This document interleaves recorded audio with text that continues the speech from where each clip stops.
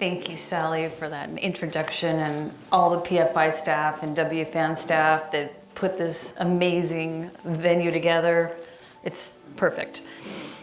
I want to take a moment to ground us and acknowledge that we are in the unceded territory of the Cheyenne River Sioux tribe, the Citizen Potawatomi Nation, the Osage Nation, and the Sac and Fox Nations, and a multitude of others. Sit back, relax. It's time for my story. My father, David, was born in Atlantic City, New Jersey in 1936, during the heart of the Great Depression.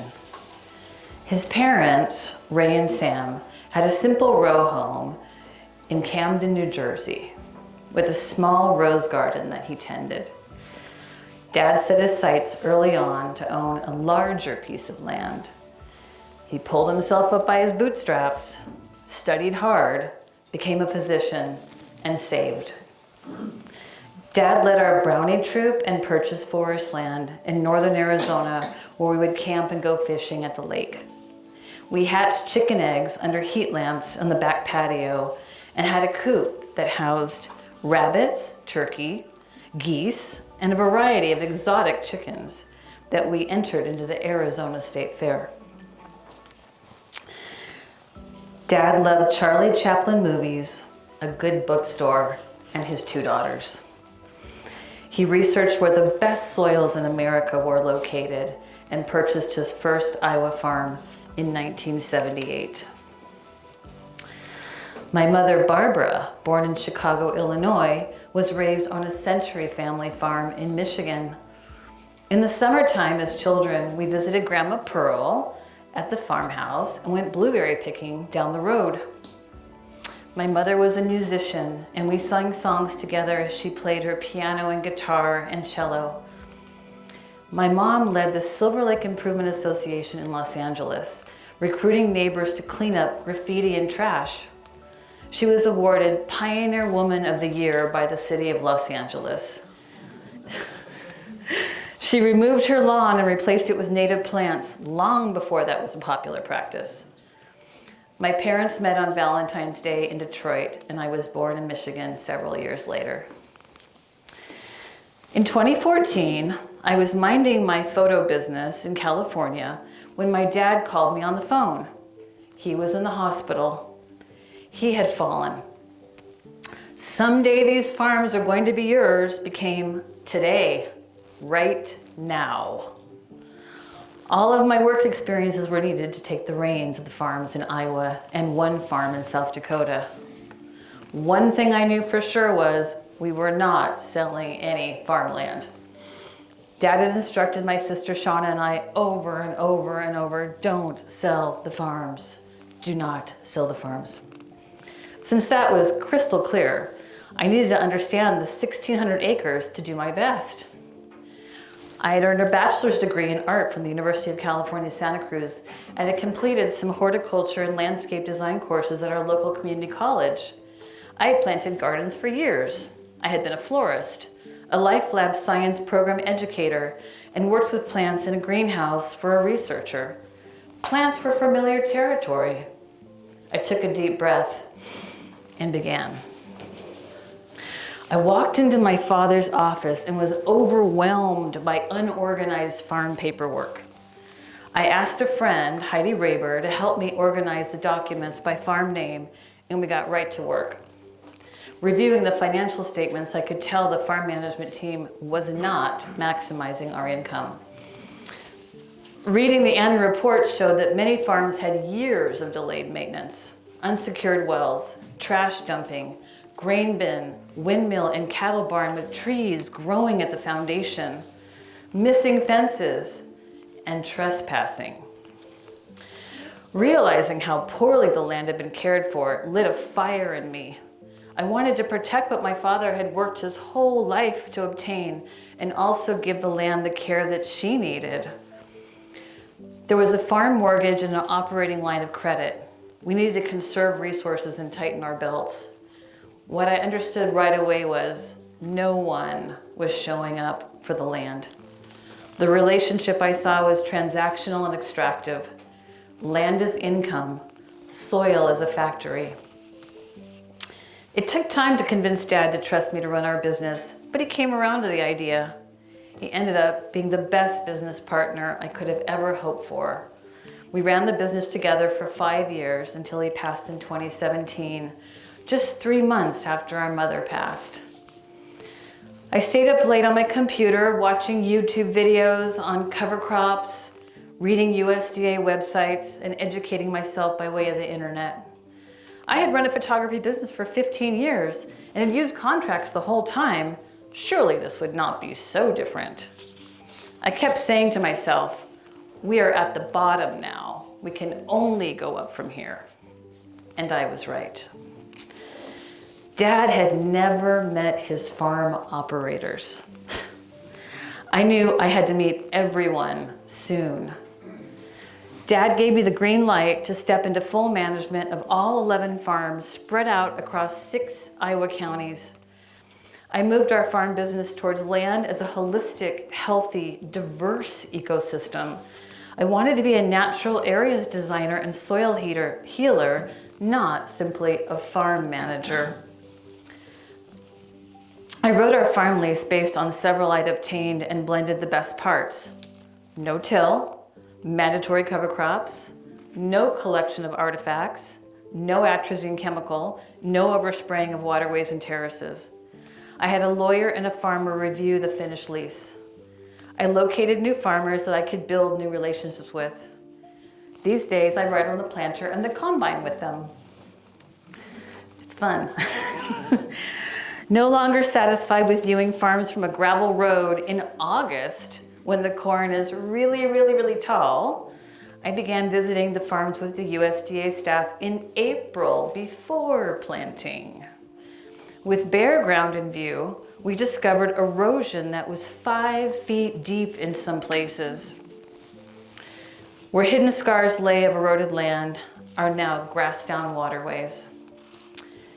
As an artist, it was easy to fall in love with the farms. Dad appeared to have a gift for acquiring beautiful landscapes. Most of the farms had a stream, a pond, a river, a wetland, a forest, or some type of wild area with rolling hills in parts. I used my photography skills to document the farm work and how the seasons changed the scenery. I began posting images of my journey on Oxbow Farms, Iowa social media. I initiated conversations with the farmers about planting cover crops and received pushback. After that, Sarah Carlson from PFI met with our family and farmers, bringing her shovel and digging in the undisturbed fence row, and then taking her shovel and digging in the tilled crop ground, illustrating the difference between these two types of soil. Shortly after, we seeded our first ever cover crops. The impossible became reality. I have mentored other landowners in successfully seeding cover crops on their farms over the years too. One district conservationist said while we stood in Clark County, "And that's your oxbow lake." What's that? A crescent-shaped lake teeming with life, where bobcat, coyote, fox, bald eagle, pheasant, Canadian geese, turtle, green-winged teal, and wood ducks dine and make their homes in the shady waters surrounded by walnut groves. In 2024, our oxbow restoration was completed with funding from the Nature Conservancy. An elk, river otters, and beaver have also been seen on the southern Iowa farms. 12 acres of native South Dakota prairie was also discovered. I was invited by the Environmental Defense Fund to become a monarch ambassador. They contributed funding for a 2-acre prairie reconstruction and riparian buffer supportive of pollinator habitat. Climate Land Leaders has provided funding to maintain and add additional trees to the design. The Xerces Society awarded us a Conservation Innovation Grant to transform an acre of brome grass into a mixed pollinator planting.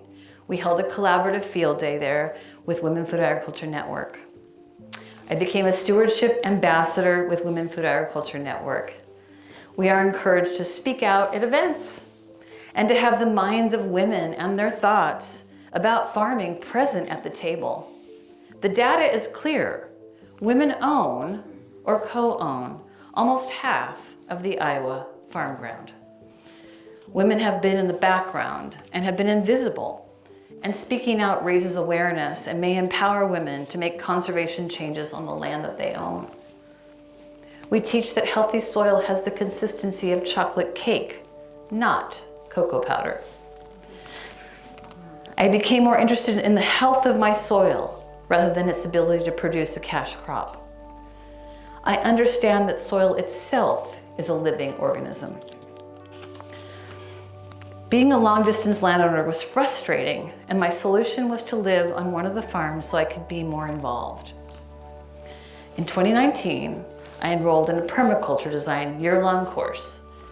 Utilizing the permaculture principles we studied, my classmate Karen Harrelson and I worked together, meeting at my California kitchen table, and designed the entire property. House, outbuildings, vegetable garden, orchard, compost area, windbreak, riparian buffer, water hydrants, water catchment, and a very important emergency shelter. All of these plans were in place before any soil was disturbed. I built my home on the farm here in Madison County in 2020. Living in Iowa has been the ultimate way to appreciate the farms. Waking up and falling asleep to the sights and sound of the land has absolutely been a dream come true. The home site was once 3 acres of crops for several decades. In 2020, a prairie reconstruction comprising 50 species of native grasses and flowers was seeded. The 300 trees and shrubs, with design assistance from Pheasants Forever, were planted in sequence from 2020 to 2024. Today, pheasants are living right outside our door. Through these plantings, the farms are getting reconnected back to the web of life.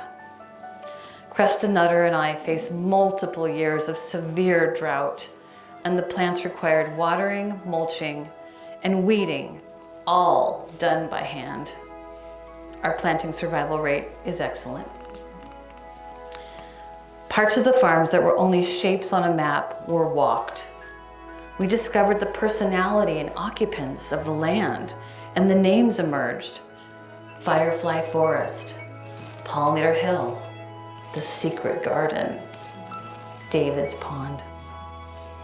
We carved wood signs and colorfully painted them in and mounted these emblems on posts. As the prairie plants grew, we observed the wildlife and pollinators quickly move back in. Giving other species what they need to thrive is important. Water, tall grass, dark skies, little disturbance, fruit, nuts, grain, nesting areas both above and below ground. Baby deer have been birthed in our prairie just steps outside of our home. We leave the leaves on the old snag trees. We make wood piles on the perimeter so overwintering will be warmer for the rabbits, snake, mink, fox, or whoever enjoys those rustic homes. On many of the farms, the population of scarce bobwhite quail and pheasant are plentiful now. This is all thanks to the 40-year-old USDA Conservation Reserve Program. Oxbow Farms' 24 Conservation Reserve Program contracts total more than 300 acres. The Conservation Reserve Program was launched in 1985, and without a new farm bill, its future is uncertain. The pond we built a year ago to stop erosion is already filled with water and has singing frogs. If you step towards soil health and plant native, the wildlife takes even more steps towards you. There's a beautiful African proverb that goes, if you want to go quickly, go alone. If you want to go far, go together. I want to thank the generous individuals and groups that have forged a trusted circle around me. Of course, my father, David Charles Rabinowitz, my mother, Barbara Diane Dakin, Cresta Nutter, my dog, Lucy, Karen Baldwin, Karen Harrelson, Scott Powers, Heidi Raber, Practical Farmers of Iowa, Climate Land Leaders, Women Food Agriculture Network, the Xerces Society, the Nature Conservancy, USDA, Pheasants Forever, Trees Forever, Ducks Unlimited, the Sustainable Iowa Land Trust, South Dakota Soil Health Coalition, South Dakota Game Fish and Parks, Iowa Farmers Union, Iowa Prairie Network, Iowa Women in Agriculture, Iowa Natural Heritage Foundation, Iowa Woodland Owners Association, Iowa State Extension, Department of Natural Resources, foresters, and wildlife biologists, Hunting Lease Network, the Environmental Defense Fund, and my friends and family that have been there for me on this journey. These groups provided the education, design, and funding for projects, cover crops, oxbow lake restoration, pond construction, prairie reconstruction, timber stand improvement, grass waterway development, tree and shrub plantings, solar cattle water station, grazing plans, and prescribed prairie and oak savanna burns, to name a few. In 2012, I began this fixer-upper farm adventure, isolated in California, physically removed from Iowa. I am grateful for the collaboration of my neighbors, contractors, farmers, and hunters. At this time of climate crisis, these groups provide hope and education and financial support that declares, we are in this together. It takes everyone doing their part to help reverse climate change. Plant native trees and seeds, use natural fertilizers, and support local farmers. By doing these actions, we can leave our little slice of earth better than we found it. Thank you all for sharing this evening with me. Thank you.